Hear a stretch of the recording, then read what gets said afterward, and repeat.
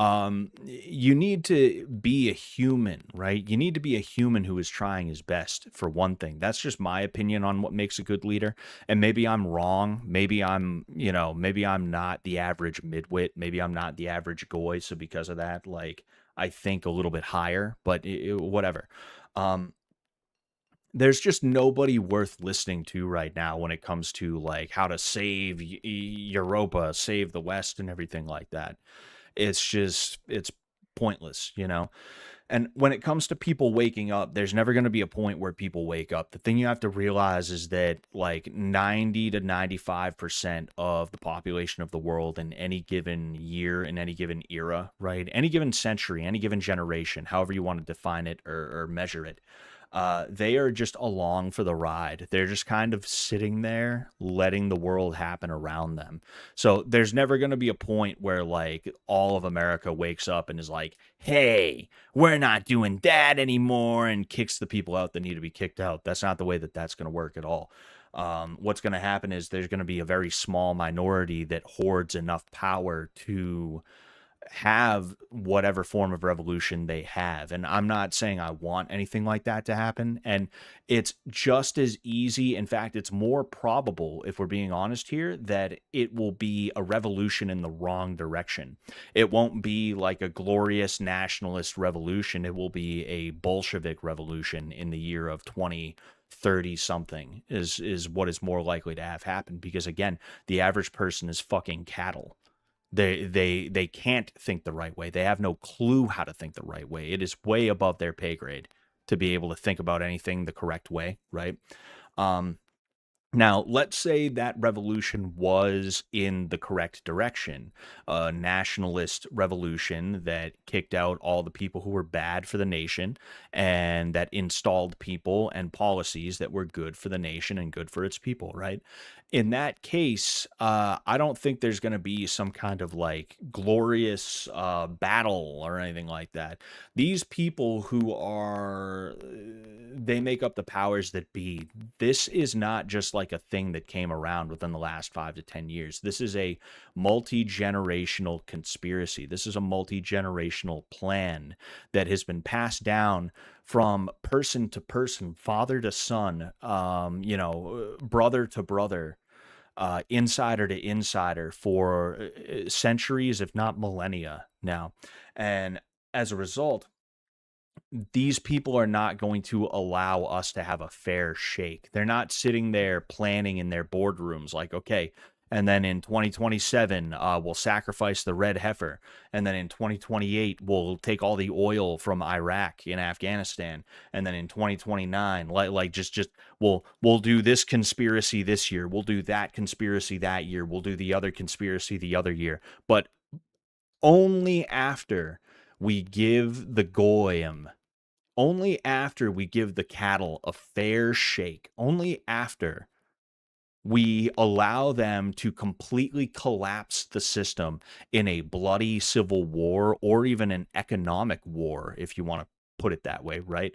There's no way in hell they are going to account for that. And I'm not saying like they're going to get caught off guard by it. What I mean is they're going to do anything and everything they can do to avoid any and all of that stuff, right? What people are hoping for a lot of the time is a vanguard. They want a group of people who are going to make up the first, second, and even third lines of the charge, because whoever leads the charge is going to get shot. That's just the way that it is, right? But nobody wants to lead that charge because they're going to get fucking shot. So everyone's just kind of sitting around hoping and praying that somebody like the fucking Patriot Front guys or something like that, they'll make up that vanguard who valiantly give their lives to lead the charge against the whatever, whether it's a physical charge, like physical violent, which I would never pray for or hope for or endorse, or if it's like something different, if it's a situation where like they put themselves on the line in that way. That's probably what a lot of people are hoping for. And it doesn't have to be Patriot Front necessarily, but like, that's just an example of a group of dudes that are organized that like, I guess you could kind of assume like, oh, maybe they'll be the ones, right? That's just kind of the way that it is, the way that it works in the minds of a lot of people.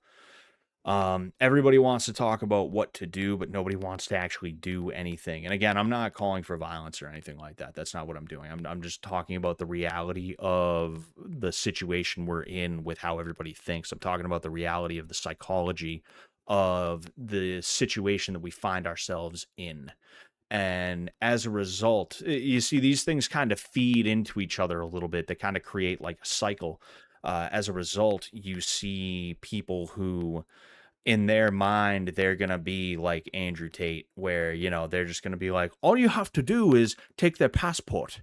Just take their passport. Tell them they're not going until they make you $1,000 a day for 3 months, and then you'll give them back their passport. And then in 3 months, when they make you $1,000 or more a day, tell them actually you're renegotiating. It's going to be $2,000 a day for another 3 months, right? Like, which I'm not saying that's what the Tates did. I'm just saying, like, as an example of like scumbaggery, right? Of skullduggery, of downright vile behavior, right? Um, you like, some people think that that's the way it's gonna work, or it's gonna be fixed. Other people in their mind, it's like, oh, I just have to do no fap, and I have to I have to buy land in Georgia, the blackest state in the union. I have to buy land in the blackest state in the union and hope that I don't get sued by one of the black lawyers that lives in the blackest state in the union. The Pacific Northwest, no, we couldn't go to Idaho or anything like that. We couldn't go to New Hampshire, where you could actually get away with something like that, because the state is a lot more like forgiving and like okay with you just doing whatever the fuck you want up there. No. We had to do it in Atlanta, right? There's a lot of people who are not tacticians. You have a lot of people that are propagandists. You have a lot of people who would make for good boots on the ground kind of guys. And again, I don't even mean violence. I mean just like dudes that they put up the stickers. They do the community outreach and stuff like that. You have dudes that are good at that kind of thing, but you don't have a lot of people that are good tacticians. And part of the issue is that tactics and strategy is boring to the average person.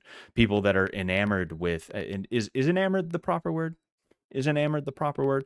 Infatuated with, I guess you could say. People who are infatuated with tactics and strategy are usually considered to be nerds by a lot of other people, and they don't have the charisma that a propagandist like, say, Nick Fuentes or Thomas Rousseau have. So because of that, they don't get listened to.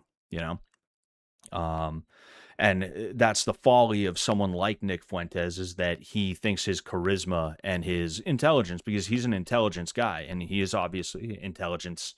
He's an intelligent guy, and he is also very charismatic, as we all know, right? But he takes that as though that means he would be good with praxis. He would be good with actually enacting an ideology, and it's like, not really.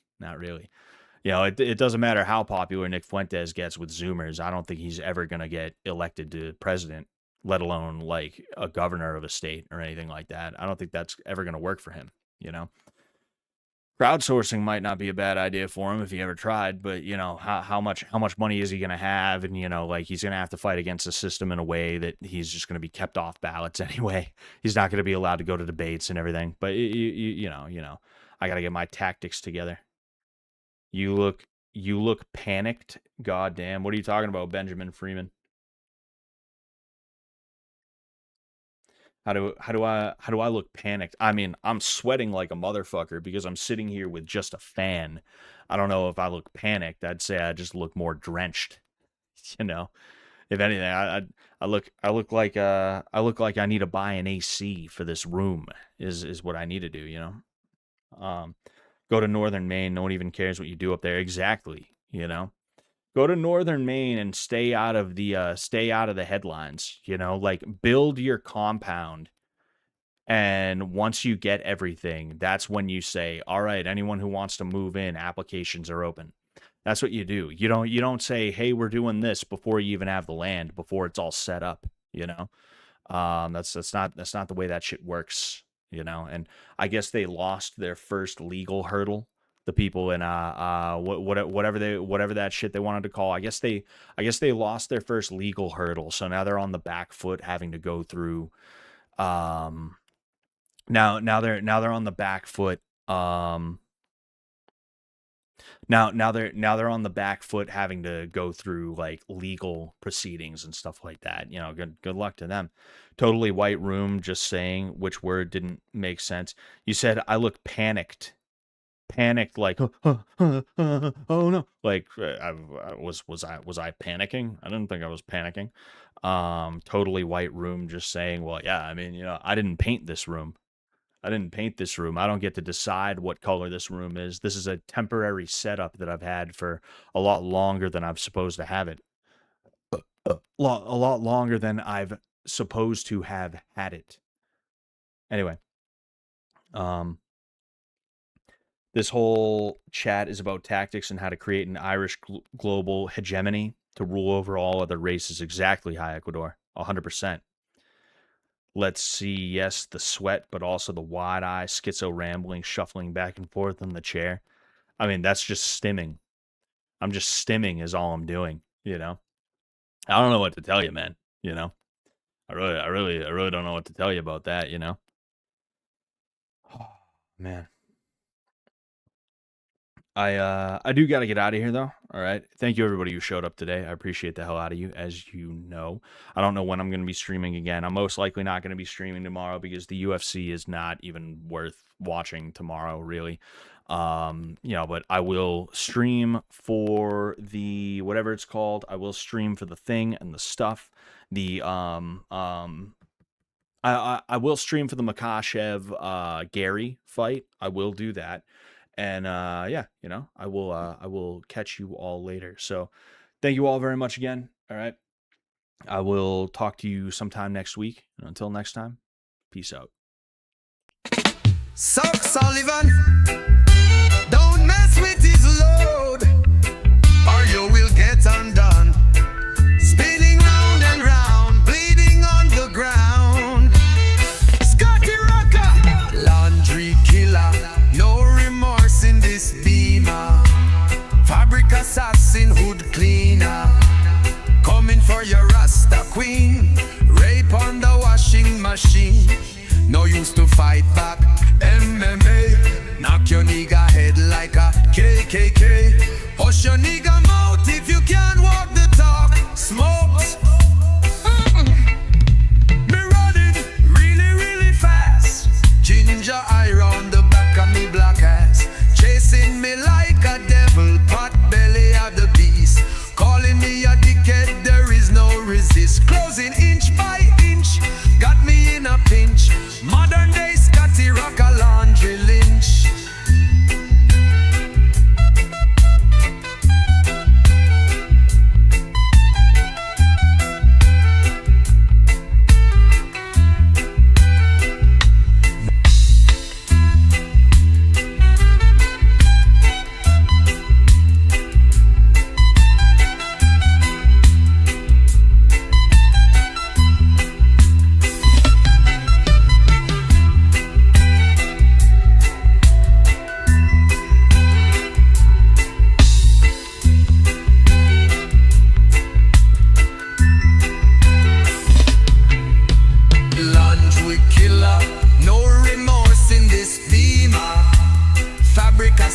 Hood cleaner, coming for your Rasta queen.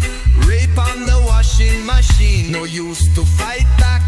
MMA, knock your nigga head like a KKK. Push your nigga mouth if you can't walk the talk. Smoke, me running, me